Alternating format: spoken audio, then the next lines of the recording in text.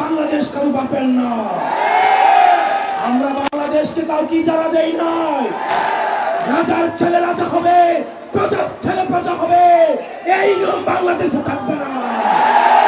যেভাবে অতীত প্রজন্মকে আমরা দায়বদ্ধ করি, আমরা যদি বর্তমানে আমাদের দায়িত্ব পালন করতে না পারি, তাহলে ভবিষ্যতের কাঠগড়ায় আমরা দায়বদ্ধ হব।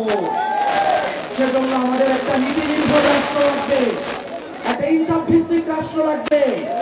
সেই রাষ্ট্র ব্যবস্থায় স্বাস্থ্য, শিক্ষা, অবকাঠামো, কর্মসংস্থান, সাম্প্রদায়িক সমস্যার মধ্যে একটা গ্রহণযোগ্য এবং বাসযোগ্য বাংলাদেশ গড়ে উঠবে। এবং সেটির জন্য আমাদের এই তরুণ প্রজন্মকে ঐক্যবদ্ধভাবে কাজ করে যেতে হবে। আমাদের মধ্যে বিভাজন করার চেষ্টা করবে, আমাদের মধ্যে বিভিন্ন রাজনৈতিক দলের মধ্যে বিভাজন করার চেষ্টা করবে। বাংলাদেশের ফ্যাসিবাদ বিরোধী প্রত্যেকটি রাজনৈতিক দলকে বলবো, আজকে দেখলাম ফেনীতে একজন বলছেন, শ্রদ্ধা জানিয়ে বলছি, বাংলাদেশ কারো বাপের না। আমরা বাংলাদেশকে কাউকে ইজারা দেই নাই। বাংলাদেশটা হচ্ছে জনতার। বাংলাদেশের প্রত্যেকটা মানুষ এই 56,000 বর্গ মাইলে সবাই ন্যায্য হিস্সা নিয়ে থাকবে।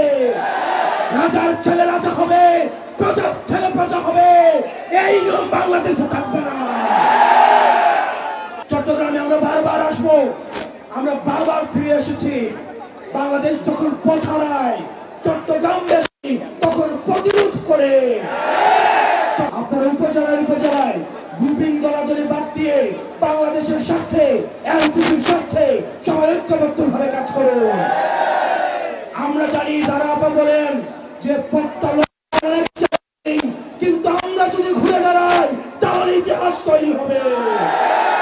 আপনারা সবাই ভালো থাকবেন, সুস্থ থাকবেন।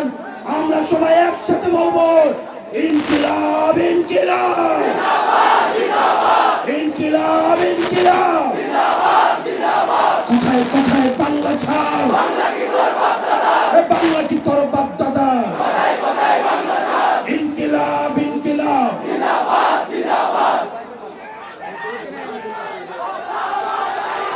ভোট দিন হায়ো, ভোট দিন হায়ো।